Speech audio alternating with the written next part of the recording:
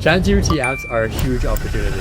How would you describe ChatGPT apps? You can have this kind of built-in experience where you can interact with an application directly in your conversation. I brought in my friend Colin Matthews. He is one of my go-to sources for technical topics on product management. This is a really underrated way to get more distribution. What's the case for other products, regular people? One you can build is like a spreadsheet or like a to-do list app that gets pinned to the top. What is the architecture of a ChatGPT app? So underlying ChatGPT apps is this protocol called MCP, or Model Context Protocol. I tried podcasting for a bit. I built like probably 4 or 5 different SaaS apps this year. This is actually my own prototyping tool. Wow. I'm using Opus 4.5 for pretty much everything. What might be some interesting examples that we can build live? There's kind of 2 different ways to invoke apps. The first way is to just type out the name. The second way is because there might have been some news pieces that you read about what the ChatGPT App Store is, but nobody has broke it down in terms of what it means for product builders. So that's what we're going to do today.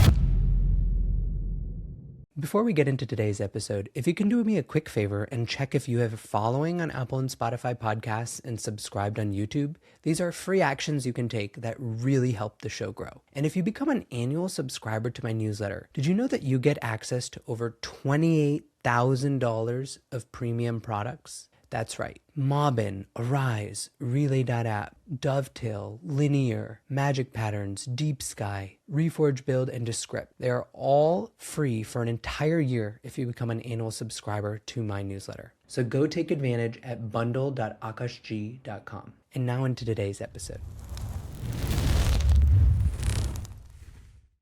Colin, thanks so much for being back on the pod. Yeah, super excited to be here. So what I wanted to do first was take a look at the announcement video for this, because this was announced about a month ago at OpenAI's developer conference. Most people probably watch this video, but they've already forgotten about it. So let's refresh your memory.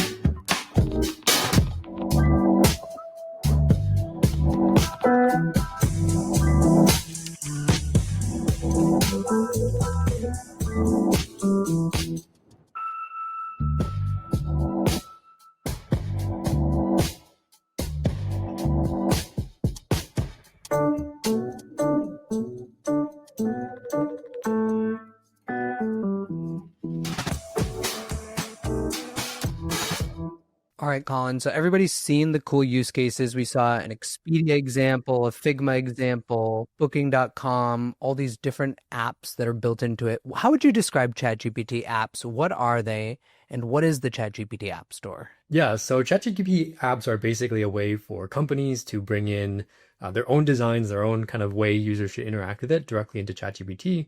So rather than, maybe giving a text summary of something or recommending something from a web search, you can have this kind of built-in experience where you can interact with an application directly in your conversation. Why does this really matter? Because I guess it's kind of hard to discover.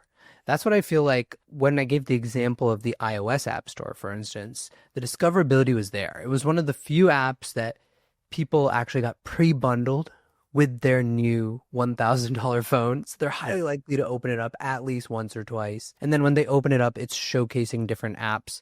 It feels like ChatGPT apps are kind of hidden. I haven't heard about them. Yeah, so I would agree at the moment. And again, we're recording this in 2025, so we expect it to change sometime soon. They are kind of hidden. And so there's a couple of companies that partnered with the initial release, as you saw there. Some other ones coming soon, like Uber is on that list as well, planning to release an app sometime in the near future. But yeah, they are kind of hidden. And there are definitely plans to bring together a full app store experience. So very similar to what you have in like iOS or Android. You'd be able to browse apps, find ones that you like, and then download them and use them inside of ChatGPT. There's one other mode of discovery that we will get into a bit more later. But one thing that ChatGPT promises is that if you put in a request that relates to an app, they might actually decide to kind of surface that app to you. So for example, if I say, without installing the app, I'm looking for a hotel, I might get the Expedia app kind of surfaced inline, even though I didn't install it or ask for it to be in with. Okay, that would be super cool. So they might be building some sort of tool calling system that automatically figures out, okay, here's a reliable app to help service this particular request. And I guess they've already done some of that, like, because I've actually seen nowadays when I do search for a hotel that they'll pull in some Expedia search results, although they don't always pull in from the app. It seems like they pull in from web search. So kind of how they're pulling in from web search, they'll start to pull in apps. Yeah, exactly. Yeah. And again, it gives companies a little bit more control, right? There's a very large kind of maybe panic around getting your content into ChatGPT, right? Because people know that it converts well. Actually, there was some news I saw today that it's like 26% increase in conversion when a user comes from an AI source because they have higher intent, right? Yeah, I see that too in my own sites, that the LLM traffic is much, much smaller in volume to like SEO, but really high conversion rates. Yeah, exactly. So companies want to be present, but kind of playing this game of whack-a-mole with like the ChatGPT web search is hard. And so now you have, from an enterprise perspective, a deterministic way to show up in the application, right? Like your app is going to show up, especially if the user has it installed, but even, if they're trying to do something and it's a relevant application, it can show up in their chat. And you'll be able to control what that experience is like. It'll be branded and you can even pop them back out. So a good example of this is Target. Target recently announced that they're building an app, and you can't finish like a checkout with them inside of ChatGPT. You can't actually purchase items, but you can build a cart. So you can say like, hey, help me find holiday items or Christmas, presents for my siblings. It'll build the cart for you, and then you click out, and it brings you into Target to complete the purchase. So I think that's another good example of like building this kind of deterministic catered experience that feels really great inside of ChatGPT, rather than relying on like web search to do the job. Makes sense. So in that example, at least, I highly grok it, kind of like the Expedia example, as, okay, I'm offering some high ticket service. I might have been getting a lot of traffic from search in many cases. So I need to get into ChatGPT, access its 900 million weekly active users. So I understand that case. What's the case for other products, regular people like you and me? Like, what sort of ChatGPT apps have you been building? Yeah, so very similar to the App Store, you're probably going to see like the eventual Ubers, right? Which didn't start at the very beginning. And then you'll see like the apps that are like the flashlight app, right? Like that, if you remember back to the iOS beginning, it was like that was an app you could download. And so I think we'll follow like similar paradigms here. So for example, like I've been messing around and building some apps, and one you can build is like a spreadsheet. So ChatGPT can like use spreadsheets as well as you, and you can kind of collaborate back and forth. It's kind of like what you'd expect out of the AI experience in Google Sheets, but it doesn't quite work correctly in Google Sheets. You can build a little spreadsheet app inside of ChatGPT, or like a to-do list app that gets pinned to the top. So if you want to complete multiple tasks with ChatGPT, maybe you have like 3 things you want to do, it can check off those tasks for you, so you get like a visual indicator. So those are like the little utility type things that you could build. And then you could build like more fully featured experiences, right? So things like you saw inside the demo there with like apps that have maps, navigation, search, and like integrations with whatever you want on the back end. And I guess that's the last thing I'll mention here is that like there's actually no strict limitations in terms of what the apps can or can't do. It's just that they're so early that most companies are releasing like very, very bare bones versions of them to get into the marketplace. But I think we'll see like a lot more complex apps than what exists today. I love that you've been building these. You've even built a platform to build these. So you really understand the technical details. What do we need to know about how ChatGPT apps are made and built? Yeah, so underlying ChatGPT apps is this protocol called MCP, or Model Context Protocol. This is invented by Anthropic. It's about a year old. Basically what allows AI agents, so things like ChatGPT and Claude, as well as like Gemini, Cursor, really like anywhere you would be talking to an AI. It allows those tools to reach out to other things over the internet, other tools, and use them for whatever purpose. So you can think about like web search as an example of this, like a common tool that would be built into a chat application. Any other tool that you might want to think of, right? So things like booking a stay with Expedia, or getting Figma to maybe do some design work for you. Those could also be defined as tools that ChatGPT or Claude or any other AI chat could call over this protocol of MCP. So I have a quick diagram here. This one basically just shows us what it might look like to help book a short-term stay. So as the user, you would say something like that. I want to book a stay in New York for this time period. And ChatGPT is going to decide first, does this request need an app, or would it be beneficial to use an app? And if it does want to use an app, then what are the available tools that we can use in order to help facilitate this request? And so the first thing it's going to do is actually going to go ask for the list of tools that are currently available. And you can see that we have 2 tools available. We have book a listing and then browse listings. ChatGPT does cache this information, which basically just means that like it holds on to it and it doesn't refresh unless you kind of force it to refresh.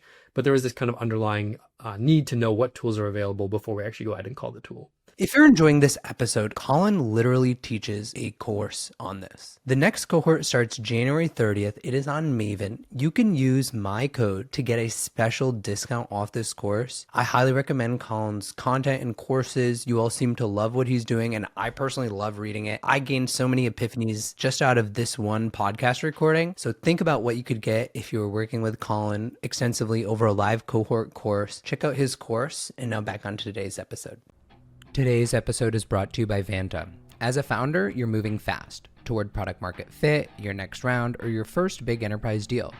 But with AI accelerating how quickly startups build and ship, security expectations are higher earlier than ever. Getting security and compliance right can unlock growth, or stall it if you wait too long. With deep integrations and automated workflows built for fast-moving teams, Vanta gets you audit-ready fast and keeps you secure with continuous monitoring as your models, infra, and customers evolve. Fast-growing startups like LangChain, Writer, and Cursor trusted Vanta to build a scalable foundation from the start. So go to vanta.com/Aakash, that's vanta.com/AAKASH, to save $1,000 and join over 10,000 ambitious companies already scaling with Vanta. And the last thing is ChatGPT is going to decide which tool to use for this request. So the browse listing one might make sense to start because we need to know what listings are available so we can show that back to the user. And so we could ask for New York on a specific date, and we get back a list of listings from our MCP server, and then ChatGPT would kind of describe that information. So this is the bare bones version of MCP, right? There's no actual UI or app being involved here, but you could build this if you wanted to and just like have it say, here are the top 5 short-term rentals in New York for that date, and it would literally just write it out as a description. The addition here on top of MCP is this thing that actually OpenAI kind of invented and is now being incorporated into the MCP spec, which is the idea of like widgets or these little interfaces. So in addition to the raw data, the listings, it can also return a position or a URL for a widget that we want to return.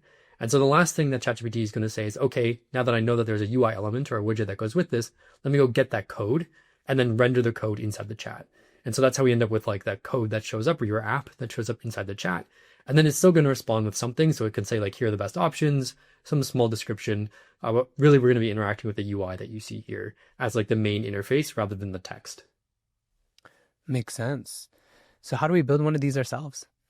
Yeah, so there's, let's say the easy way and the hard way. So as you mentioned, I've been working on a platform to make this a little bit easier. It's called Chippy. And we can go ahead and take a look at maybe an example really quick before we hop into building it. But basically what Chippy does is it spins up everything you would need in order to build a ChatGPT app for you. So it spins up an MCP server for you.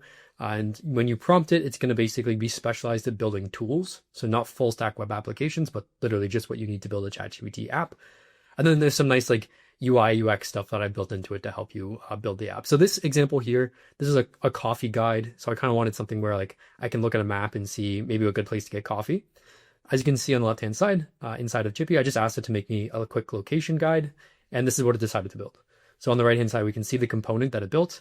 This is a tool, by the way. I'll go through that in 1 second, but has this little left-hand pane. We can kind of click through on this and it'll kind of pull up the right side for me and I can get directions. So this is what it decided to build. The other nice thing about using this inside of Chippy is we can kind of get a preview of what it's going to look like inside a chat experience. So I can say, where should I get coffee? And there's an LLM working in the background that'll actually call that tool and then throw it into the UI for us. And there we go. So it's actually a full screen UI by default. We can see what that looks like there. And again, we can interact with it in this kind of, you kind of think of like a simulated ChatGPT, right? So a quick way to test what you've built to see if you like it or not. Okay, makes sense. So just to play that back, right? The easier way, what you're doing is you're bundling together an MCP server, which if we recall from the diagram, that's like how ChatGPT is going to get connected. It's the universal USB-C plug for LLMs to call tools like this. This is a tool. And then it's got the right understanding of what needs to be built to create one of these tools. So it simplifies the tool process to basically just prompting with an LLM. That's the easy way. What's the hard way? Yeah, so the hard way would be basically spinning up your own MCP server. That's the first thing. Getting that hosted on the internet somewhere. And then understanding kind of like how to write the code to build these tool definitions as well as to build the UI. And there is like kind of something called bundling that has to happen, which is when it translates your UI code into something that ChatGPT can actually understand and render. Because the code that you write doesn't just like get downloaded and rendered in the same format inside of ChatGPT. It has to go through this little process, bundling. And so you'd have to also bundle your kind of UI code. And then the last thing is just understanding what the options are. So like, how to interact with the full screen version of apps versus maybe like the picture in picture or inline, all that kind of like guidelines that ChatGPT provides or OpenAI provides on how apps should be built. All that stuff is kind of built into this agent. But if you want to do it the hard way, you kind of have to learn some of that stuff and then host it, build it, and then eventually connect it to ChatGPT would be the last step. Okay, so you'd probably be using like a cursor Claude code sort of format versus here you have more of like a AI prototyping interface to build it. Yeah, exactly. And you can kind of get the experience of testing the tool that you built without going through all the steps of connecting it to ChatGPT. The reason I built this actually is because I was working on a completely different app for ChatGPT, and it was such a pain to go through the iterations of like every time I wanted to make a small UI tweak, I had to rebundle the code, make the change, go back into ChatGPT, update it, and then see if I liked it. Whereas here I can at least visually see it and then kind of play with it in the UI without having to go through that whole process every single time. Cool. Awesome. So what might be some interesting examples that we can build live? Yeah, sure. So obviously we have this one here. Maybe I'll just quickly spin this one up inside of ChatGPT. So in order to do this, there's one last step, which is just connecting. So if we go up to test here, we'll get a little URL that's generated for us. I'll copy that. And then we'll head over into ChatGPT here. And we'll go into our connections in our settings. And you'll see here that, I have a bunch of enabled apps because I play with these all the time. So you can see I have a few that are built elsewhere and then a few that are built by myself as well. But basically the last step here is to click create, paste in the URL in this MCP URL field, turn off the authentication unless you really want authentication, and then also give it a name of some kind. So this one we call like a coffee map. And I think I already have one, so I'm going to call this one coffee map 2. And then finally, click this little button. So it's a little bit involved when you're testing. Obviously, for installing apps, it's a lot easier, like the end kind of consumer experience. You can think about this more like the developer experience, right? Like I'm a developer, I want to build my own app. Those would be the steps that I go through to test it before I release it to everyone else. Obviously, installing like, Canva's app isn't as involved. You just go in, click the button and click install. And that's pretty much it. Mm-hmm. Makes sense. Yeah, and then we'll give this one a try. So just to show you, there's kind of 2 different ways to invoke apps. The first way is to just type out the name. So if I say coffee map, you'll see that it pops up automatically, that it knows that there's an app and I want to use this app. The second way is to actually tag it manually. So if I go into my apps here, I can click coffee map and again, it comes up. And the last way, theoretically, we can give it a try afterwards, is if I say something alluding to it, like I want to get a coffee, where's a good location, ChatGPT may decide to use my app. And that's a lot of like where the kind of finesse comes in terms of getting it to be better, is you want your app to show up on relevant queries. Yeah. And so you're going to have to play with that and actually go through like an eval process, very similar to, other AI tools. It's an eval process. Say a little bit more about that. I guess I was thinking it was almost like another AEO process. Like you need to somehow develop the reputation through queries over time that ChatGPT is feeling like you're a good tool amongst the millions of other tools trying to get called for this query. Yeah, that might become the case. There might even be ads for tools and stuff like that. But for now, really what it is like when you type something in, is ChatGPT going to do a good job of calling your tool? And that's just based on like the very limited set of tools that even exist, right? I mean, there's less than 20 right now, different apps. Okay. So and anyone can get access to publish a public tool? Yep. So right now there's no marketplace where you can kind of publish them publicly. You kind of have to be part of the launch partners, so some of these large companies. But in the very near future, then there'll be this kind of public marketplace where you can launch your own apps directly, very similar to what we're doing here. Okay. So right now, if you build one of these, you can't launch it. Yeah, correct. Not to the public. I mean, you can always do what I'm doing here, right? Which is like give someone a URL that they can play with. Yeah. But ChatGPT has said, or OpenAI said by the end of the year. So we're getting there. It's December now. So we'll see if that comes through or not. But yeah, around the end of the year. So we're basically learning how to build for a platform that's about to become available. And so you're kind of just on the bleeding edge of the distribution of this and making a bet that OpenAI will support it. Yeah, exactly. Yeah, you got it. Cool. Cool. So yeah, here is our little coffee map. Again, it's a nice little demo application. Doesn't do too much. But yeah, why don't we go ahead and build something new? So we'll flip back over to Chippy here. And yeah, any thoughts on what might be interesting? We'll give it a try. I feel like I want to do something in the healthcare space. Okay. Healthcare or legal. I feel like those two spaces are just like infinite value for me on ChatGPT. It doesn't really have anything to do with product management, but I could imagine like, let's say like you're a healthcare product manager, I guess. So if you're a healthcare product manager, let's say you're a healthcare product manager at a hospital and you want to be able to give access to your customers like some information about your hospital system through ChatGPT. How would we think about it? What would be a good unit for an app for that product manager? Yeah, so like actually like kind of hospital reviews and surgeon reviews are a really big thing. There's actually like SaaS companies that help hospitals and surgeons manage this because it's related to revenue. Obviously, Yeah. like if you have really garbage reviews, you won't have as many customers. So maybe what we'll say is something like build a solution that helps hospitals manage and share their Google reviews, something like this. And I'm actually going to turn on plan mode so that we can kind of see what we get back before we kick it off, just so that we don't end up building something that's completely unrelated. Cool. So plan mode's going to give us that thinking reasoning model that gives us the plan first before it executes. Yeah, exactly. And under the hood here, I'm using Opus 4.5 for pretty much everything. So that's a brand new model that we just came out like last week. The nice thing about it is that it has this effort parameter that you can turn down. So you get a really high quality model, but you can kind of reduce the amount of time that it spends on a task. And so for things like this, I'm using a higher quality model, so better thinking, but kind of low effort so that it doesn't spend forever like spinning its own wheels. It gets back the response pretty quickly. Yeah. Cool. So here's what we have. It proposed 3 different tools to build. So one is viewing reviews, one is sharing reviews, and then one is review analytics. So we'd be able to like see a dashboard of our reviews of some kind, a shareable card that we can share with other people, and then some summary stats and so on. What do you think about that? Does that sound good? Yeah, I love it. Okay, This is cool. what I was trying to figure out. Like, what is the takeaway for PMs? One thing that's just kind of on my mind though, is the PM really going to be building it? The PM's mainly probably going to create the spec for this. So this could be like they could create their prototype here. Yeah, exactly. I think it's a little bit hard to really understand. Like if you're a PM, how would you spec this out without ever like using one of these or even like testing how they might work? Yeah. So yeah, I think using this as kind of like a prototyping tool is a great use case. And then in the long run, I think that like there's an opportunity for solo builders to also build apps and distribute. This is the exact same way as the iOS App Store, right? Where like Yeah. they'll be building their own apps. So that's kind of the way I'm thinking about this platform is prototyping primarily for PMs, and then like for solopreneurs or people who want to build their own apps, that you could do the whole end to end of like hosting your application on here as well.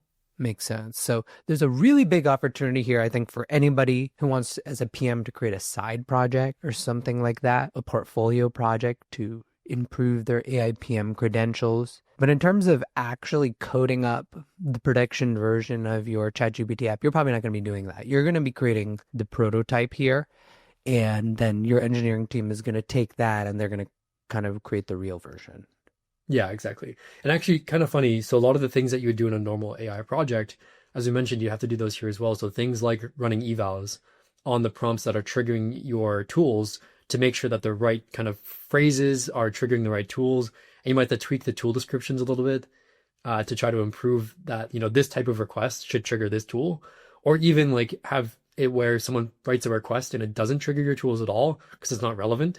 So you need to kind of go through the very similar process of like what you might choose to do to improve a regular AI application or AI agent, you do in the same case here. Makes sense. Cool. So it built us our 3 different tools. Again, I'm gonna just for fun share a little bit about the behind the scenes here, so you can see it actually viewed some examples of code that's I've built in the background. So this agent that I built, what it does is it can choose to look at relevant files to kind of get inspiration for what it should be doing to build the thing that we've asked it for. And so I took a look at some like kind of technical stuff, as well as a list example that kind of covers like some UI UX for lists. And then it decided to build those different tools for us. So here's a little preview, right? I don't know if I love the UX, so I have to kind of see how it looks like in line, like when it actually has some data in it. It's hard to tell when there's no data in here. But anyway, we have view reviews, we have share, nothing in there. And then we have review. And yeah, so we'll give this a try in a second. I'm wondering though, like if this has data that's going to be passed in by the model, or if it needs better mock data. So I'm going to go ahead and ask that same question. We'll say, does this rely on ChatGPT passing in the data? Or should we have mock data? And the nice thing about this is because the agent has like, you can think about it being like an expert in ChatGPT apps, it can answer questions like this one, right? Where like maybe you're unsure about the best pattern for how this should work. You can just ask the agent, it'll kind of read through, read your code, take a look at how everything works, and then make a decision for you.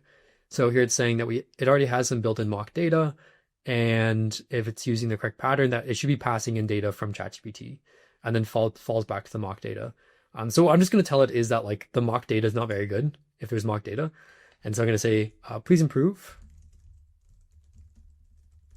the mock data, just to get a little bit more information in here so we can take a look at these components. Cool. And then, yeah, the only other thing I'll mention while we're waiting here, this will just take a second, is you can kind of see that the UX for this building experience is a little bit different, right? So I can see each individual tool. I can also modify the parameters, but these would be the same parameters that ChatGPT would be using, right? When it decides to call this tool, it's going to be passing in data for these. So like it would be deciding what the filter is, what the sort is, or any other parameters that are necessary.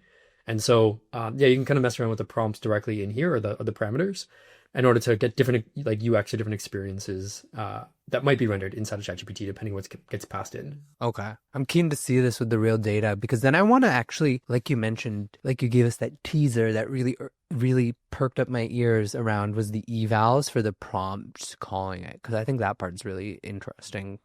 Cool. So we'll hop over into ChatGPT and then we'll get this hooked up. So first thing we need to do is just go back over to our settings, our apps and connectors, and then create a new connector here, or new app. We'll paste in the URL. Again, we'll turn off authentication for now, just keep things simple. And we'll call this one Healthcare Reviews.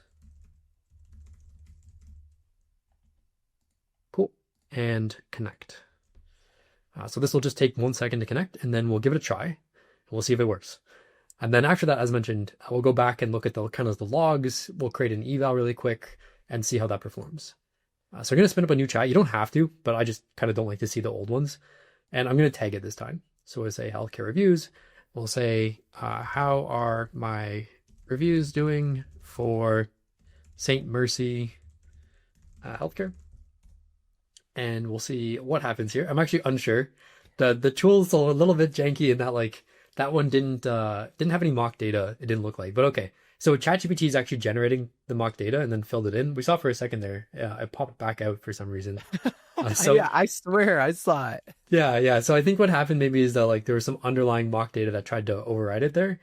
Probably have to do a little bit of iteration on this one, but let's see if we can try to call one of the other ones. So let's say like, I want to share a review. And this should call the other tool, maybe, hopefully, right? So the tool that kind of generates, yeah, there you go, our reviews here. So you can see our Mercy Hospital. There's a little problem with the underlying data there. You saw it for a second and then it disappeared. So you have to clean that up. But yeah, so you can see the different tool calls kind of in action. And then one last thing I'll show you is if we go back over into the connector here, we can actually see those different tool calls directly inside the connector, right? So we have our review analytics tool, we have our share review tool, and we have our view reviews tool. So there's 3 different tools that we set up. Oh, wow. Okay. Cool. So yeah, let's go ahead and look at the other side. So the logs, and we'll kind of create a quick eval for this. Yes. This is like that full stack AI product building, which is why I think this is a pretty cool portfolio or side or learning project for any PM. Is in 2 prompts, we spun up something, then we're testing it. Now we're already getting to the evals process. So it's simulating a lot of the things. And some people, they may not have access to building AI features in their current job, but they want to get that job building AI features. This is one way to simulate those learnings. Yeah, exactly. You kind of do the whole end to end, but it's simplified, right? Like you don't have to worry about as much complexity. Yeah. But yeah, so we'll take a look. Worry about time in between the steps where somebody else is doing something. So yeah, for sure.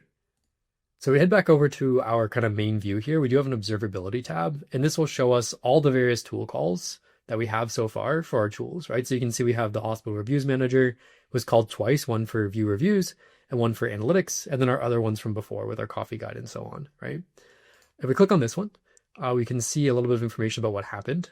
So we can see that the input was the sort was for newest, and the filter was for all. So ChatGPT is the one who decided these, right? Just to be clear, like those are parameters for the tool call. And then ChatGPT decided based on the user's request that these were the correct, relevant kind of parameters. And then I also stored the user prompt here. So what I typed in was, I want to share a review. And we have that kind of tracked here. And this is what gives us the ability to run an eval, right? We can say like, does I want to share a review? Should that result in the tool call of view reviews or not? Is there a different tool call that would be better? We can also see some of the output data and so on and so forth. But from here, there's kind of two options that you have. So one is you can run like some quick annotations. This is really just like if you have a team of experts who you want to quickly label the data with, you can do that. Are you looking to land your next product management job? I am accepting a group of just 30 product managers into a 12-week cohort led by me, where every Monday for 90 minutes, I help you through your job search, creating your candidate market fit, updating your LinkedIn, updating your base resume. You're going to get personalized feedback and one-on-one mentorship sessions with my co-teachers, Ankit Vermani, who is an AI PM at Atlassian and was a group product manager at Meta, Prasad Reddy, who is a CPO and has been in product for over 26 years, as well as my other live instructor, Bart Jaworski, who's going to run another 90-minute session per week. So if you want coaching from me to land a PM job, this cohort is a no-brainer. It is a premium priced product. It is more expensive than the average product out there, but the return is huge. Most people who join the cohort see a salary raise anywhere from $10,000 to $100,000 in the first year. And so the ROI will be there within a year. And we guarantee 2+ interviews. So if you don't get 2 interviews after completing the 12-week program and following all the steps, we will refund the money to you. So it's a no-brainer. Check it out at landpmjob.com. And now back into today's episode. Before we dive deeper, let's talk about something every PM faces: getting alignment on product decisions. You know that feeling when you're trying to explain a user flow to engineering or justify a design choice to leadership and you're just describing it with your hands? That's where Mobbin comes in. Mobbin is the world's largest library of real-world mobile and web app designs from industry-leading apps like Airbnb, Uber, and Pinterest. Instead of spending hours taking screenshots or hunting for inspiration, you can instantly find exactly how successful products handle onboarding, paywalls, checkout flows, whatever you're facing. Over 1.7 million product builders use Mobbin to benchmark against best-in-class products and show their teams proven solutions. Whether you need to convince stakeholders there's a better way to handle user activation or research how top apps approach feature discovery, Mobbin gives you the visual proof to back up your product decisions. Check out mobbin.com/Aakash. That's mobbin.com/AAKASH and get 20% off your first year. Today's episode is brought to you by Naya One. In tech buying, speed is survival. How fast you can get a product in front of customers decides if you will win.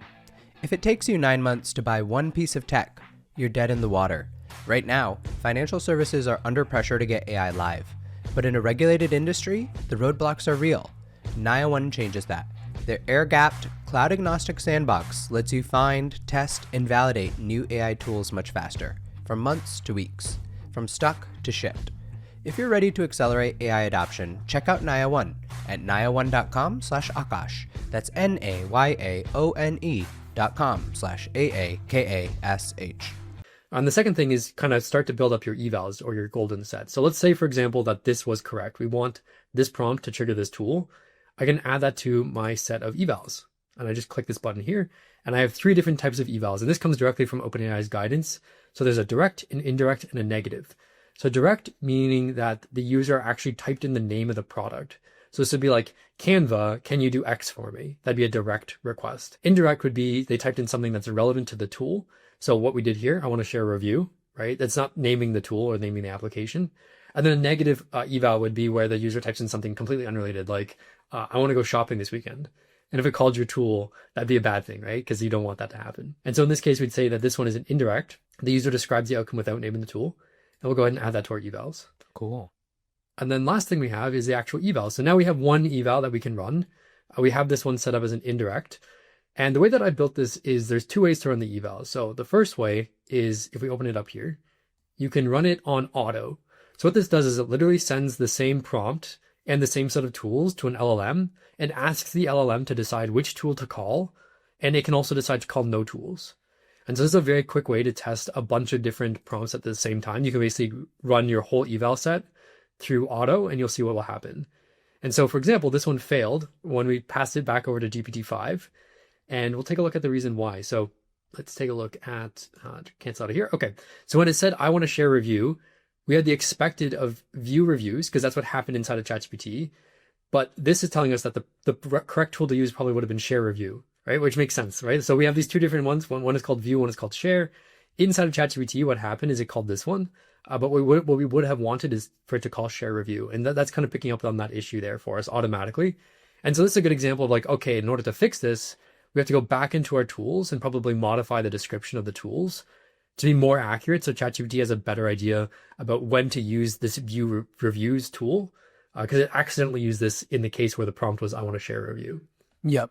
So what does that look like? Maybe we can just look at the full cycle of improving performance. Yeah, absolutely. So now that we've run the eval, I'll show you one more thing in here. So that was an auto eval. The auto evals are like a great way to get a quick kind of directional input, but it's not necessarily going to match one-to-one with what ChatGPT provides. And so if you want to actually manually run your evals, you could basically build an eval set and then go through and just type in the prompt to ChatGPT, I want to share a review, and just log what happened, right? So that's what this is here for, is to just literally go through one at a time and log what happens with each one. Nice. But yeah, so let's say we want to make that change. What we do is we go back into our application, our hospital reviews manager, and we can either prompt our way through this or we can just edit it manually. So in this case, I'm going to edit manually. I'm going to go into the config. I'm going to find view reviews. That's my tool call. And we can see that this is the description that my LLM or my agent decided to write for this, which is display hospital reviews with filtering, sorting, and sharing options.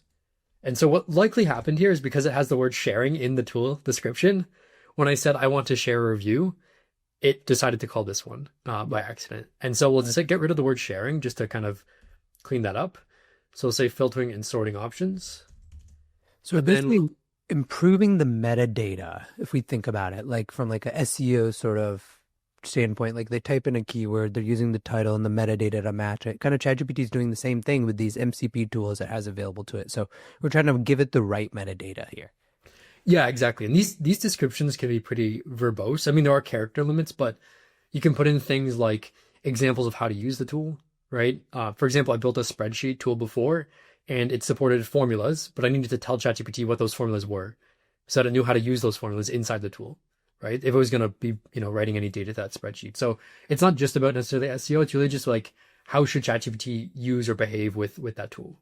Makes sense. Yeah. So clean that up a little bit, and then I'll probably just add something here like, this is intended to fetch existing reviews for the purpose of showing the user. It's probably not the best description, but trying to get more at the idea that like this is not for sharing, this is for retrieving information. Yep, makes sense. Yeah. Modifying that metadata to just get it called at the right time. And then we're going to keep iterating on that. And that's how we have this end-to-end cycler on evals. And we can run those manual evals, as you said. So is there another category of evals then about like how effective the reviews were, if we pulled the right reviews? How would we write that category of evals? Yeah, so that's less about like, did the tool get called based on the prompt, but more around like, did the user get the expected result, or like, was the behavior good? Yeah. So very similarly, if we go back over into our observability, we can take a look at the logs, and that's really the best way to get a good idea of like what's happening. Is we can see again what the user requested, what tool got called, and then what some of the data was that basically got filled in. And using these logs, we can kind of get an idea for what happened. Again, you kind of have to have more context on like reading through these logs. What did you want to happen? And it's the same thing with any type of eval, right? Like you have to have an idea of what ground truth is. Like what do we want to occur when a user types something in? And so again, you kind of look at this data to get a feel for what did happen, but separately from that, you'll have to decide what you wanted to happen in whatever case. This is kind of expanding my conception around what a good AI prototype is, I think some people might have the tendency to want to like ship the AI prototype when we did right at the beginning, like, all right, 2 prompts in, we're good to go. Let's ship it. We had our initial prompt, we changed it to add in some dummy data, good to go, let's see it. But it seems like actually going through this eval process along the major categories of evals. Here, the major category was like discoverability and then good result, tweaking it and improving it. This is going to help you really understand the corner edge cases, like some of the things we used to have in a deeper PRD, help you understand what's going to move the needle in this feature's success or not. Yeah, and a lot of these things, honestly, you can't really necessarily predict like how is ChatGPT going to interpret the way that you wrote your tool description, right? And so you could spend a very long time trying to figure out what the best thing is, but really you should just test it and run evals against it and see what works rather than like thinking about it for a long time. And so I totally agree. Like getting into the process of this type of like iteration provides a lot more information than thinking about it or like, writing it in a purity and then handing off the engineering team, because eventually your team's going to go through this iteration anyway. It's just a matter of like, are you getting through some of that on your own quickly? Or, you can obviously bring in your counterparts, but you have a mechanism to do it quickly versus like the full handoff between teams back and forth, right? Which can take like weeks or months or even longer. So I consider you one of the leading experts on AI prototyping. And since we're talking about it, I wanted to bring up this alternative view that I saw from Itamar and Gilad a couple months ago, went pretty viral on LinkedIn, where he talked about, well, what are all the other things a PM could be doing? Researching the market, talking to customers, talking to stakeholders, talking to partners, looking at user and business data, identifying opportunities and threats, setting goals, evaluating ideas. Sometimes I wonder, like, are we just endlessly expanding the PM role? What is the right way to think about the prioritization of this work that we've been going over so far versus some of the other work that Itamar has listed here? Yeah, so I think to start, we'll skip on the ChatGPT app side of things and just address this first. I think it's a skill, the same way that like a PM who knows how to use Figma is probably more useful in certain contexts, such as like talking to design stakeholders or even like spinning something up really quick to show to a customer or to someone like that. Like you're not dependent on other people to do every single kind of touch point or element for you. And so I wouldn't say that like using Figma should be an extra line item in here. Using Figma is a skill that supports talking to customers and talking to stakeholders. You know what I mean? So they're not independent things. It is, yes, these are the responsibilities of a PM, and then they have a way to do that. Like the same way that talking to customers involves some type of skill around interviewing, and they need to learn that skill, right? Talking to stakeholders involves a lot of skill around like stakeholder management and, even managing up and stuff like that. I would say using some of these tools is complementary. So I personally wouldn't advocate for like AI prototyping to be an extra line item or vibe coding to be an extra line item on here. I think these are tools that we can use to support these ideas or these kind of tasks. And that, to me at least, it's obvious that if it's very difficult for you to visually communicate something, that's a great use case for AI prototyping. Like if I want to kind of explain, hey, this is how I think our AI product should work. I'm building some type of agent that's going to do some task. It could be hard for me to kind of explain that to my stakeholders or to my customers. And so spinning up a quick prototype in whatever prototyping tool you like is an easy way for me to start to have that conversation and improve like the kind of the fidelity of the information that I'm sharing. Like I can be like, this is kind of what I was thinking. Does this resonate? And so that's to me like how I would kind of, I guess, have a rebuttal to this is it's not an extra line item. Vibe coding is not something a PM should do for no purpose. It should be related to like some reason that they're building that prototype. So AI prototyping enhances some of the activities on this list is the way you should think about it. And you shouldn't necessarily think about not doing the stuff on this list. This stuff is important, but how can AI prototyping help you do some of this stuff better? Yeah, exactly. And this isn't really new. Like PMs have been trying to brainstorm and communicate ideas forever, right? So like Balsamiq was popular for a long time. It's the same thing, right? It's just like helping someone who's not a designer communicate something visually to get the idea out of their head and kind of like onto some form of paper that people can see. And so, yeah, I would say it's literally for the exact same purpose. And so again, if someone's vibe coding first, like if you're a PM and you don't have these other skills and the only thing you know how to do is vibe coding, I don't think that will be like a way to be super successful in the long run.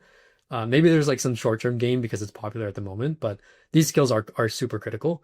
And vibe coding can support some of those, or AI prototyping can support some of those. Amazing. So I want to do some mind mapping together. What are the benefits for creating a ChatGPT app for your product? What would you put those major groups as? Yeah, I think we'll kind of classify this into two categories. I think there's some benefits from like the perspective of learning how to like build agents basically, or build tools that agents are interacting with. So there's kind of like a career benefit or a skills benefit for an individual person, right? A PM, a designer, an engineer. That's one kind of classification. I think the main one is enterprise focused, to be honest. I think the vast majority of early adopters of this is actually going to be large enterprises, not small companies. And the main thing is getting clicks or views. It's basically growth, right? So I want people to see my app, see my product, and ChatGPT has hundreds of millions of active users per week. And the intent when a user comes from ChatGPT is higher than the intent when they come in from SEO or another channel. And so every company on earth, given like the proper tools to capitalize on that, will do so, I think. And so I think that's really like the main benefit is what is the right form factor for us to get in front of customers, get in front of users, and help them interact with our brand, interact with our company, so that we can kind of pull them into our ecosystem. All right. And then the next part of this mind map I want to understand is who should be building a ChatGPT app? How would you create the major buckets, or like if I'm a PM, how should I understand if I should be? Yeah, so in a typical enterprise setting, like we think about the Canva app or any of the ones that exist today, I would expect it to be like a pod, to be honest. So you'll probably have a designer who needs to understand like what are the form factors. And it's actually for a designer, I think an exciting place because it's very unique. You have these kind of like little micro apps that you can build, and each one can do a very small amount of things. You can build more than one if you want to. They can communicate back and forth. So yeah, understanding the form factor is pretty critical. The second to that would be the engineering team. So like, how do we actually ship this thing? There's a couple of technical complexities, like authentication is very complicated as compared to regular authentication. So you need to make sure you get that right.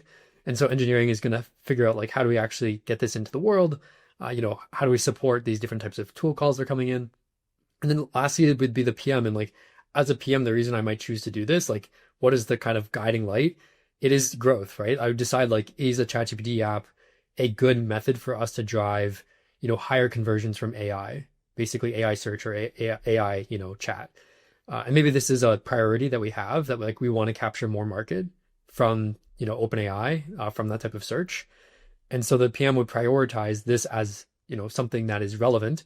And then would also hopefully be involved in this process of like building evals, shipping small incremental changes to the application, understanding how users are using that application, and then sharing back with anyone who cares about it internally what's happening with that application. So it's really like it's kind of its own form factor of software. It's not like it belongs to one persona or group. In my mind, it would be a pod, and then they're going to ship this together, and each one should have some skill kind of around this new form factor. So if you're a PM deciding whether this is an important opportunity, how do you decide that?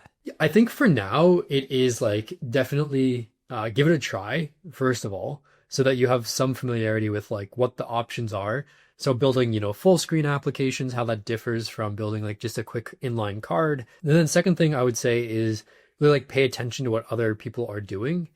So, larger companies like Target and Uber coming into this space. When you interact with ChatGPT, like, is it pulling up Target for you? Is it pulling up Uber for you? Is it pulling up Coursera for you? And if it is, you can see it happening like in real time, like what the benefit is of having these apps. And then lastly, the thing I would think about is like, is this an opportunity to re-engage customers off of your product? So for example, if X% of your customers are using ChatGPT, they might not be logging into your application like Coursera, but they could be using your kind of micro app, right? And still getting benefit from your product and still feeling like they're connected to your product. And so I think there might be a kind of a value add here around, you can kind of think about it like retention, right? You'd have to think about how it affects retention a little bit more, but something around that space of consumers or users interacting with your brand and your product without necessarily having to go directly into your app experience. Makes sense. All right. I think I can play with that arrow infinitely. So we got a little bit of this package here of ChatGPT app if you're building it for an existing product here, right, on the right. Now I want to go to the other side on the left and talk about what are the good ChatGPT app ideas to build if you are a solopreneur or a side project person. Yeah, I think so. To start with, I would start thinking about like unique ways that ChatGPT can interact with your application. So we saw a brief demo of that here. We had a little bit of data issue in the background, but ChatGPT actually can fill in the data for you, right? So it is the one who's deciding what to call your tool with. And so a good example of this, I'll kind of go back to one I referred to earlier, is a spreadsheet application where ChatGPT can kind of partner with me on it. So for example, a spreadsheet app that has financial modeling support, some, person drops in some financial data into ChatGPT and says like, hey, can you help me model this? And it pulls up the spreadsheet app, puts in the relevant formulas, generates some nice charts and graphs, like all that kind of stuff that's deterministic. So the user can go back and actually change the data in the spreadsheet and say like, oh, you got that number wrong. Let me just quickly fix it. Like that'd be a small example of like a utility or an application that is embedded with ChatGPT. It's not just like showing you stuff. It's not a search tool. It actually has the ability to collaborate directly with ChatGPT in some form factor, like a spreadsheet or a task list or a whiteboard or whatever, right? Like you can imagine this ChatGPT that has memory of you and knows you really well and has access to all the tools that you want to use. Then you don't need to hop into like Miro or Google Sheets. Like you can do a lot of work very quickly directly with these embedded applications. So I think there's a lot of like potential for these types of embedded apps to kind of take over smaller use cases of like where ChatGPT kind of falls short right now. But it'd be useful for ChatGPT to help you with these types of tasks. Okay. So maybe like a domain that ChatGPT is interesting in, like healthcare or legal or productivity or writing, but maybe a use case within that that's neglected. Yeah, exactly. Yeah. And you can think about like any example you can find out in the world where there's an AI company building a product for this. So another good example of this is Gamma, right? So Gamma is a very large company building like a presentation tool, an AI presentation tool. Theoretically, we could build a ChatGPT app that also makes presentations, right? And so you could like provide a really great experience in building presentation or software inside of ChatGPT. You maybe won't be as good as Gamma. I expect probably not, but you also don't have to be. You just have to be good enough that like it is a good alternative that someone who's already inside ChatGPT goes like, yeah, this presentation is a good starting point, right? Yeah. And so really like the strength of the distribution with these kind of embedded applications is what I think will kind of win the day there. Yeah. Anything that might benefit from embedded distribution? What else? It seems like there was a lot of like e-commerce examples, right? Yeah, I think, well, I mean, there's a ton of work going on right now in terms of like shopping, right? So I think it'll be pretty common that people like Target or, other kind of consumer facing companies want to be in this space if people are searching for products inside of ChatGPT, right? And so they want you to be able to build a cart. They want you to be able to check out because they want to be in front of you the same way that they're in front of you on Google or any other product, like, so on. It'll be interesting to see if Amazon does this because like Amazon has their own LLM activities going on. But I think Amazon would be an obvious example of like, can you imagine just hopping ChatGPT? You say like, hey, reorder me the Thursday order. It fills out your cart for you from like whatever you ordered last Thursday or whatever you currently get. And then you just buy it. Like there's a lot of good examples in the e-commerce space that I think would be consumer friendly. And then we saw Figma and Canva in there. So I guess those are like, if you have any sort of media or content creation tool, right? Yeah, these are still early days. So like, I think Canva is the best example from a functionality perspective. So I'd encourage you to give it a try. But basically the idea here is you can use some like kind of mini version of the Canva app directly inside of ChatGPT. So it's more fully featured than just like showing you information. You can actually interact with the application, move stuff around, like I said, a mini version of Canva. And again, like you're reliant on ChatGPT to like help you do that. So rather than me, clicking through everything or all that, like I'd use ChatGPT as an agent that understands Canva. And so in some ways, like we're moving towards a future where ChatGPT is like this operating system more. It's like the universal agent. And then these are all different applications that it can call or use as needed rather than every company building their own agents. Yep. And all this is built on MCP. So theoretically, if Claude or Gemini win, they could also pull into these, or what about that? Yeah, exactly. So this is probably the best part, kind of icing on the cake to some degree, is that this started as an OpenAI initiative, this kind of like apps inside of chat. But using MCP, which Anthropic is responsible for, they pretty quickly amended the MCP kind of protocol or standards. So now Claude actually is like today working on the same thing. You can see screenshots of it if you look around on Twitter or LinkedIn of the team sharing like how these apps are going to work inside of Claude. And so you're not just building for one distribution channel, you're actually building for any distribution channel that supports MCP, which right now primarily is Claude in ChatGPT, but Lovable actually supports MCP, Cursor supports MCP, like there's a lot of tooling that supports MCP already. Gemini does not, interestingly enough, but maybe they will at some point in time, maybe it's just not the focus.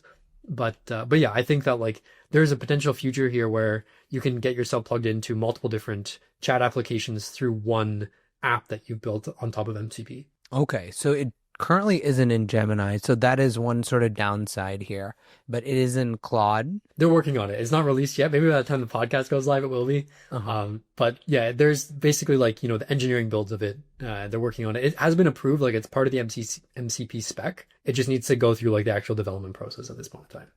Okay. Is there anything else people need to know or add to this mind map? to get a good understanding of ChatGPT apps? I think this is pretty comprehensive. Obviously, like as we talk today, it's still early days. I think maybe that's the last thing I'll mention is I don't want to try to hype it up too much. Like it's a cool form factor. It gives you a great experience in terms of like testing and building AI apps without having all the infrastructure yourself. So it's a great way to learn. But obviously, there's only like less than a dozen companies that are currently partnered with ChatGPT, and so I think a lot of this is going to depend on OpenAI's ability to execute. Like, can they actually get this marketplace over the line? Do people start to use these apps? What does the discovery experience really feel like and look like? And so, yeah, just I guess with a grain of salt, I'm super excited about this space. Obviously, I think there's a ton of potential, but it does depend on kind of a couple of things getting across the finish line. But I'd say we're like 70 to 80% of the way there. And I would guess by March, like we'll know one way or the other if this is the case. So I think this is what you're highlighting, that critical PM skill. Is this an important opportunity? That's what you guys all need to think about for yourself in your unique situation. That is our masterclass on ChatGPT apps for PMs. Hopefully the best guide on YouTube that you have seen yet. Colin, I want to talk a little bit about you because you're one of the most interesting men in the PM content Appreciate that. tech space. You just finished a year as a solopreneur. So you were a PM for a long time. We all know you have very highly ranked on the Maven leaderboard. So that could be one thing you did with all your time, I imagine, and you'd be financially fine. But you didn't really stop there. You did some experiments this year. You launched a podcast. You launched a couple SaaS apps. This, obviously, Chippy, you've built. What is the pie chart of Colin's time and attention and focus these days? Yeah, so as mentioned, 1 year, almost like maybe a week ago, 2 weeks ago, which is really exciting because I've actually wanted to work for myself for literally my entire career. So dream come true for me. But yeah, in terms of time and attention, I would say it's like maybe 40-ish% keeping, the whole thing running. And I have some help with that, which is great. Like my wife actually helps me a ton with operations. I have like a TA named Paulo, who helps me with like some of the core stuff. And so I have some support with that. And then the other like, 60-ish, maybe 50% of my time is spent on like new bets. And when I think about bets now, it's actually changed over time. So partially it's like, is this going to work commercially? And then the second part is like, do I actually want to do it? And sometimes I don't know if I want to do it until I try. So podcast is a good example of that. Like I tried podcasting for a bit. I think I was creating interesting things, but like the thing I think about is, am I going to be like in the top, 5 to 10% at this thing? And if I'm not, I kind of drop it and I think of something else that I want to do. And so for podcasting, I don't think I'm going to be in the top 5 or 10%. Maybe I'll come back to it one day. But for now, it's not really like a bet that I have the same amount of conviction about. And so, yeah, I tried podcasting for a bit. I've built like probably 4 or 5 different SaaS apps this year. This is actually my second AI prototyping tool that I built, like my own prototyping tool. This one obviously catered to this use case, but I built one earlier in the year as well. A lot of learning, like obviously knowing how to build these tools takes a little bit of time. So like learning how to build agents, learning how to like run these systems. And yeah, like, I don't know, testing other stuff, to be honest. Like I spent time this year on a RAG app for a little while that I built from scratch. What else? I don't know, a bunch of different stuff. I just try different stuff. Obviously I have a Substack. So it's been a little bit scattered, to be honest, which I don't like, but it is nice to try different things, fail quickly, and then move on, rather than just like doing the one thing forever. And then I know you didn't ask this, but my kind of end goal is to have a software product and continue teaching and kind of like balance those two things. But I'd love to have like a software product that's super cool, that's valuable, that people want to use. So that's what I'm trying to shoot for at this time. Got it. So you're like a Mark Louvion plus course instructor. Sure, something like that. Yeah. I just mess around with stuff a lot. I write about stuff when I find it interesting mostly. And then that's pretty much it. I do have to get better at marketing. This is an aside, but just being transparent. That's like one muscle that in the next year, I'm hoping that I improve on, because my marketing activities are very haphazard at the moment. And so I need to get more consistent at marketing and just showing up so people know I exist. But yeah. And what's your stack for building these SaaS apps? How did you build the app we just saw today? Yeah, actually, this might be really interesting for you all. I built the UX entirely on Replit. So like with the Gemini 3, the design mode they released recently. But in terms of like actually shipping stuff, so I use VS Code and Claude Code for the vast majority of like code gen. I'm obviously using Git for like version control. I use a database provider called Neon. I use a hosting platform called Render, and then lots of different libraries depending on what I'm doing, right? So like for the RAG app that I built, RAG is a whole world on its own that's kind of complicated and hard to optimize. And so like I was using this vendor called Voyage for the embedding models and different vendors for different things. So like you end up with this whole stack of like random stuff that you learn about and try to build, and then maybe it works, maybe it doesn't. But anyway, my core tools are like Claude Code, VS Code, GitHub, and Render for building stuff. Why VS Code and not Cursor? Yeah, so I don't use Cursor. I use Claude Code predominantly. I use the Codex tool as well sometimes, and I just find like the integration inside of VS Code is a little bit nicer for those tools than it is inside of Cursor. Cursor has its own AI, obviously, and it tries to like use that AI, and I don't want to. I want to use Claude Code or Codex, and so yeah, I don't really use Cursor. I find Cursor at times kind of like tempts me back because they release new features. So for example, they release embedded websites, so like you can interact with your website, whatever you're building inside of Cursor, and the AI has some context on it, can actually debug for you. But more often than not, like those things don't really move the needle for me. What really moves the needle is like quality of code gen. That's like 95% of what I need and care about. And all the other stuff is just bells and whistles. And so right now for me, Claude Code is like the highest quality code gen with the fastest pace. And so that's like my daily driver. Fascinating stuff, man. We're going to have you back again. Maybe you can show us this stack of how people can build stuff. I'm sure there's a million different other episode ideas we could come up with. You guys leave a comment below. Should we have Colin back on for a third episode? By the way, for those who don't know, he used to have our #1 episode of all time when he did our top 5 AI prototyping tools. Now, since then, we've managed to release some episodes better, thank God, for us as a podcasting team. But hopefully we can break the records with this one. Drop a comment below what you liked about this episode, whether we should have Colin back on. Colin, thank you so much for dropping all this sauce. Yeah, happy to be here. All right, everyone. See you later. I hope you enjoyed that episode. If you could take a moment to double check that you have followed on Apple and Spotify podcasts, subscribed on YouTube, left a rating or review on Apple or Spotify, and commented on YouTube, all these things will help the algorithm distribute the show to more and more people. As we distribute the show to more people, we can grow the show, improve the quality of the content and the production to get you better insights to stay ahead in your career. Finally, do check out my bundle at bundle.aakashg.com to get access to 9 AI products for an entire year for free. This includes Dovetail, Mobbin, Linear, Reforge Build, Descript, and many other amazing tools that will help you as an AI product manager or builder succeed. I'll see you in the next episode.